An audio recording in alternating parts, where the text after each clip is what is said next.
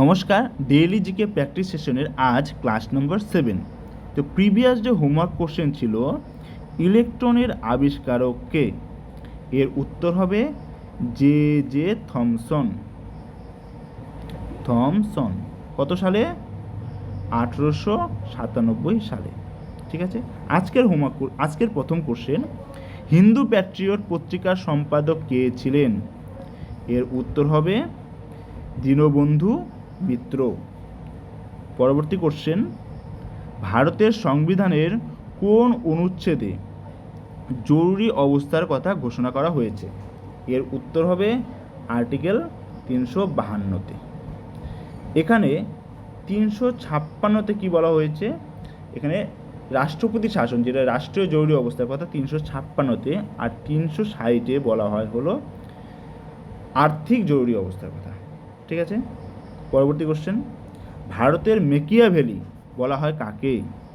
এর উত্তর হবে কৌটিল্য। চাণক্য, কৌটিল্য, এর অপর নাম আরেক নাম হলো বিষ্ণুগুপ্ত, একেই বলা হতো ভারতের মেকিয়াভেলি।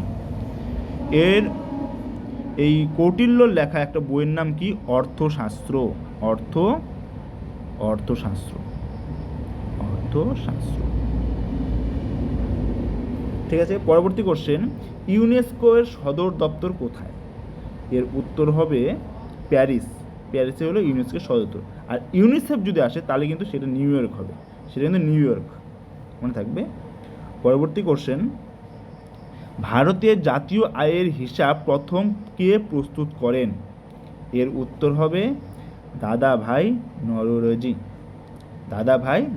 এই দাদাভাই নররোজিকে কি বলা হতো? Grand old man. তিনি কিন্তু তিনবার জাতীয় কংগ্রেসের কিন্তু সভাপতি হয়ে থাকেন।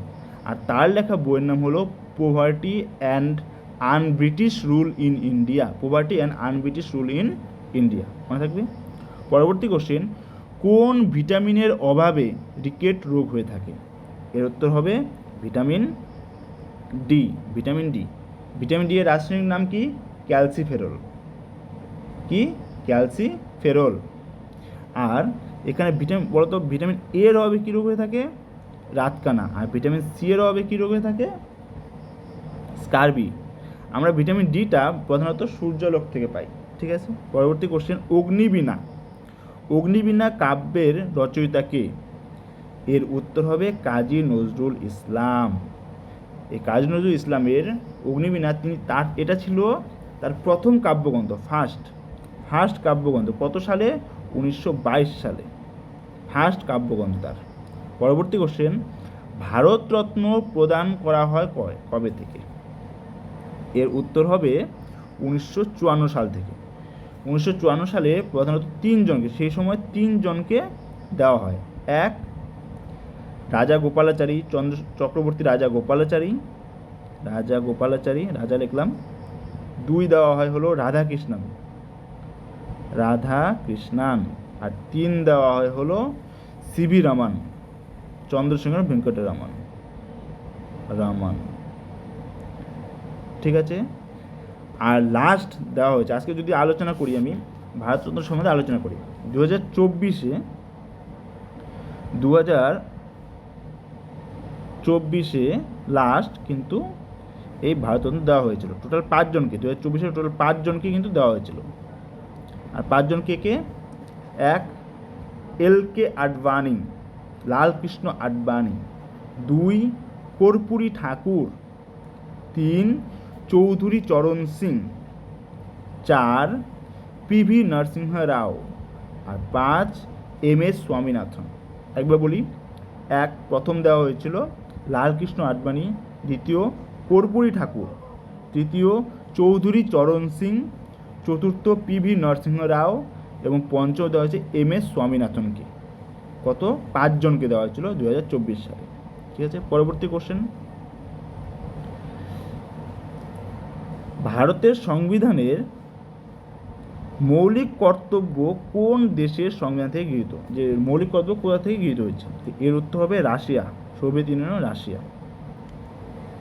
এই মৌলিক কর্তব্য সম্বন্ধে একটু জানি। শুরুতে যখন সংবিধান তৈরি হয় তখন কিন্তু মৌলিক কর্তব্য ছিল না। ঠিক আছে, 42তম অ্যামেন্ডমেন্ট দ্বারা, সংশোধন দ্বারা কত সালে হয়েছিল? 1976 সালে। ঠিক আছে, স্বর্ণ সিং সমিতির দ্বারা এইটি যুক্ত করা হয় এবং কোথায় যুক্ত হলে? কত নম্বর আর্টিকেলে? আর্টিকেল 51A পার্ট 4 এতে, পার্ট 4 এতে, 51 এতে কিন্তু যুক্ত করা হয়। আর পরবর্তীতে আবার 2002 সালে আবার, আগে ছিল 10টা যুক্ত করা হয়েছিল, পরবর্তী একটা যোগ হয়, অর্থাৎ টোটাল 11টা কিন্তু মৌলিক কর্তব্য এখন আছে। ঠিক আছে, পরবর্তী কোশ্চেন, লাস্ট কোশ্চেন, ভারতের সংবিধানের কোন অনুচ্ছেদে রাষ্ট্রপতির ক্ষমা প্রদানের অধিকার এর উল্লেখ আছে? এর উত্তর হবে আর্টিকেল 72তে ক্ষমা প্রদান আছে, পার্ডন, রাষ্ট্রপতি ক্ষমা দিতে পারে। আজকের হোমওয়ার্ক কোশ্চেন, পথের পাঁচালী উপন্যাসের লেখককে? এটা তোমরা হোমওয়ার্ক কমেন্ট সেকশনে জানাবো। আজকের ক্লাস এই পর্যন্ত রইল। Thank you.